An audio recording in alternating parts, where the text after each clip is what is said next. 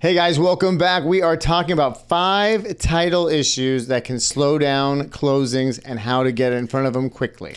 Well, and we know in this market, we have not had the most easy of transactions. It seems like every transaction kind of has had some little challenge of something we've had to overcome or come up with a solution on.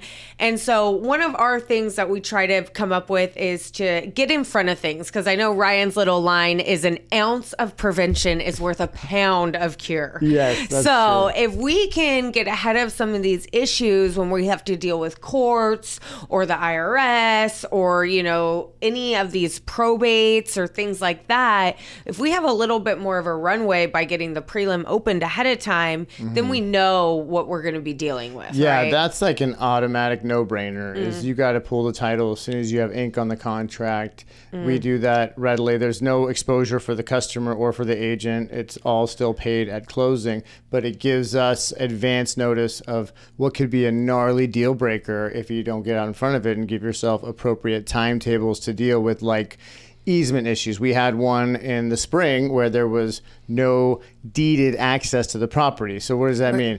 Landlocked piece of property. Now, was there a customary road that was used every single day to access the property? Yeah. So we had to come up with a solution, which took time, dealing with the county, getting things recorded, creating a whole new legal, right? Exactly. Attorneys and engineers involved, it's going to take some time. So give yourself that time. Right. Well, and then, you know, this kind of comes up because we had a client recently give us a whole breakdown on chat of like, what does a title rep do?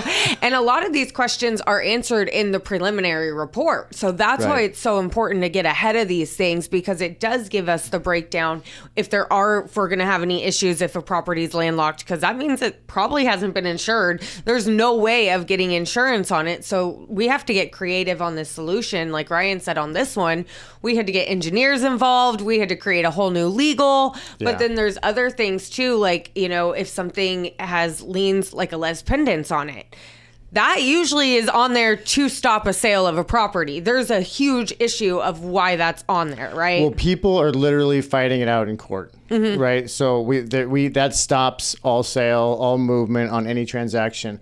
So getting it expunged, once parties come to agreement and they say, okay, we can expunge this lis pendants, aka get rid of this lawsuit, so that the transaction can move forward. There's different court orders you need. Then there are appeal processes involved, which all parties to that lis pendants, that lawsuit, must consent that they're okay with it. So there's, again, time. Yeah. Time kills deals. So if you get out in front of it and get in concert with the attorney before it's even live, before it's in escrow, so then when you arrive at escrow, you're 75% of the way getting the lis pendants handled, then you can proceed through a normal timetable in escrow. Right. But if you start that process when you go into escrow and you discover this lis pendants, you're really behind the 8 ball and have a high risk of losing that buyer. Right. Well, and we've had to come up with solutions like Hegsteads on probates, and coming up with, like, we had an attorney get a minute order on coming up with a expedited way to get a les pendants off. Yeah. So we've been able to get in these, but you said something about discover, which leads us into another thing, unknown liens, things that come up that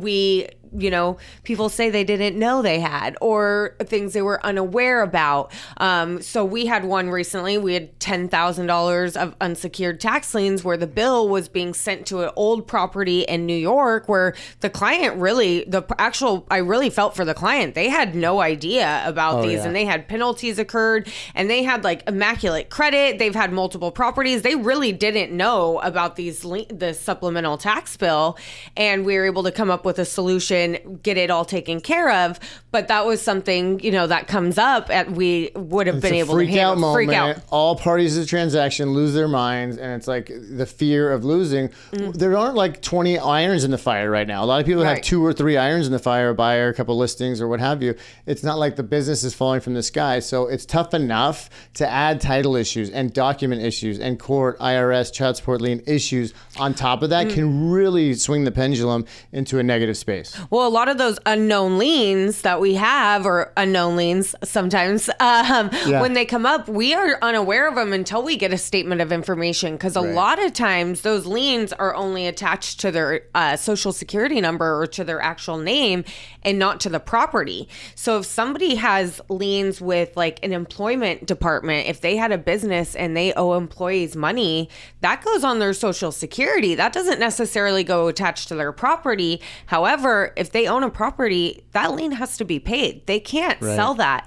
So we don't necessarily know about that lien until we get the statement of information, which has their social security number on it. And then we run that and we identify, oh, shoot, they have like 4 employment liens on there. There's an IRS lien on their name.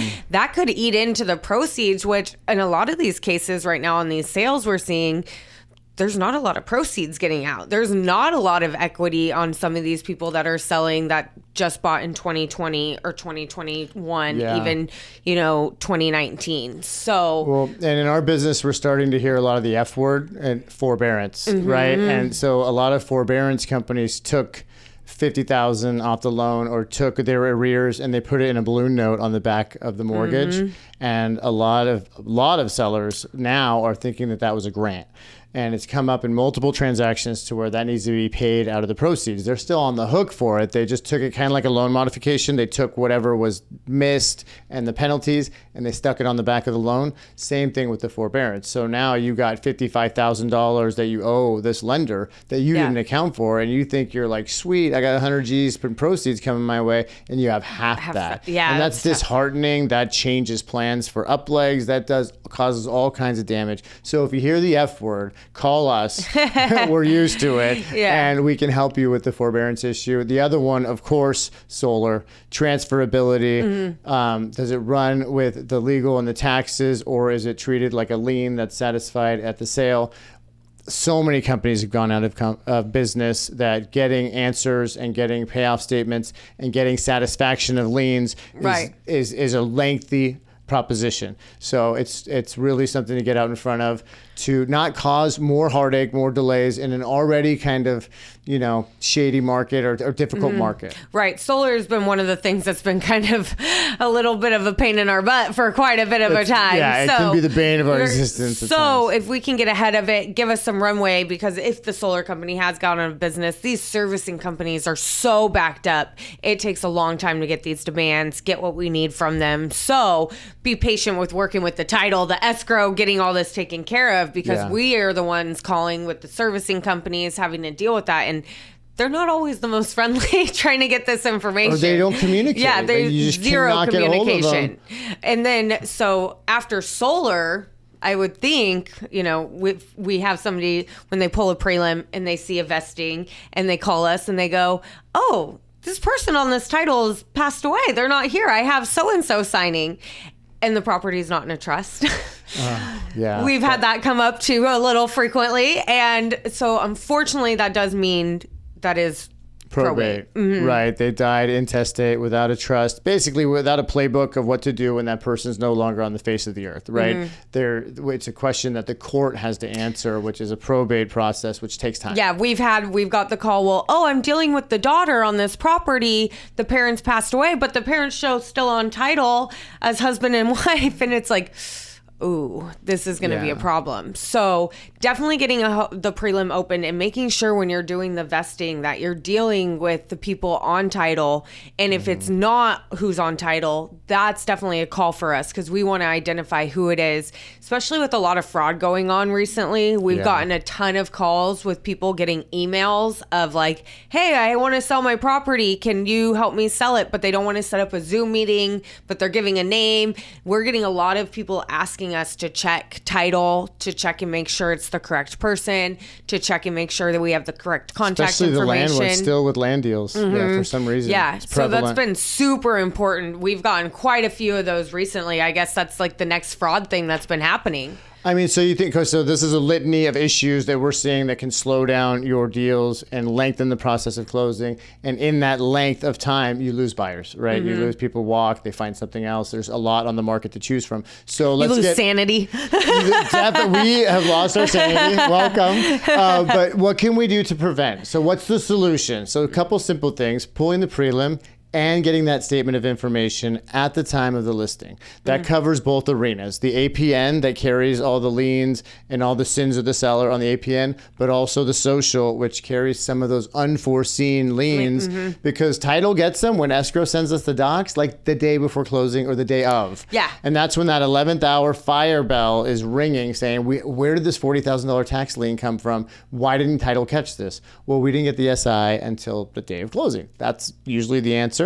And not to, vilify any parties to the transaction. It's just usually how the way things go down. Sometimes the seller doesn't give it to escrow until they give it with all their documents. We have to clear the SI, statement of information. So get us the property to open the prelim on and the statement of information at the listing, and you will save yourself so much grief. And then looking forward, your buyers should hold as joint tenants. That has joint tenants assumes right of survivorship. So even if there's a child, or it could be, an entity and two individuals, all as joint tenants. So if people pass, then the people remaining on the face of the earth, title automatically flows to those successes to them. Yeah. Right.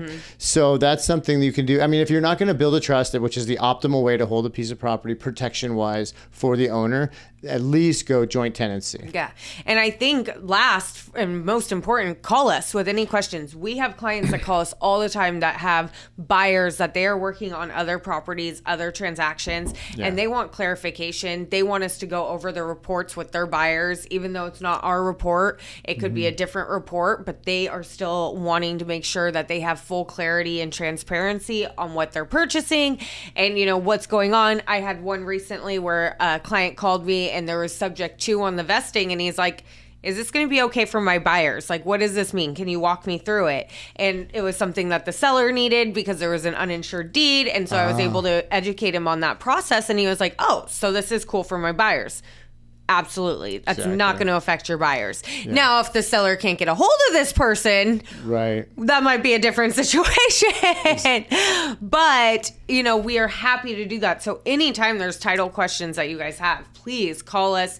Anytime you're looking at properties, if you're a flipper, wholesaler, you're looking to purchase one. We run this stuff all the time for you guys. It's like, you mentioned there's not a lot of vanilla deals. Everything feels like Rocky Road, right? Like big time. The good news about that type of a market and the succession of difficult deals is it sharpens our skills, and we are very much in the mix. We are better at title than we've ever been because we've worked so much on this stuff. And we get involved in the process. You're not alone. You're not alone in dealing with some pretty sticky situations. And we find solutions. Like the very, very few situations have we had to decline insurance or like the deal's dead in the water. There's a way through. Yeah. It's just a matter of how long and what magnitude of work is going to be involved in the solution. And what the solution is. Yeah. And just real quick, going back to being a flipper and calling us ahead of time.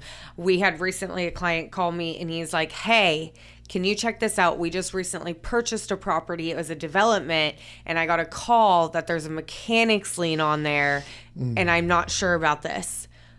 I saw it on there. I told him, I said, did you not have us check this out before you purchased this? They did it without title insurance, and I was like, I don't want to be the bearer of the bad news. But you acquired a mechanics lien. You're the proud new owner of a mechanics lien. This contractor has every right to be calling you and saying, hey, you owe me money. Oh, he just bought it without title. And there was a mechanics lien on there because they knew the person. They thought it was a friendly deal. They were doing a development with it. And unfortunately, yeah. So it's always call us to check out any properties that you're doing before you're looking to purchase it or anything like that. Yeah, it's like buying a car without getting the Blue Book report or knowing what's going on with the history of it. So we're happy to run those for you. It's what we do. It's how we protect you and your customer, more importantly, so you don't end up in a sticky situation where there could be somebody built the second story of the house and has an $185,000 mechanics lien, and now they have to contend with that on how for the exit of the property. That's tough. So we want to help you get in front of that. We want to be your preventative solution to that. And that's what you're part of your team for that. So not only are we here to help with getting you more deals on the board and helping you with that, but if we get you more deals on the board, we can hopefully help with more. Well, not more challenges, but if we have more to help with, we got more to overcome. We got your back. We got your back on Easy ones, it. the hard ones, the marketing, all of it. We're here for you guys. We appreciate our role on your team. And until next time, I'm Ryan. I'm Haley. Bye.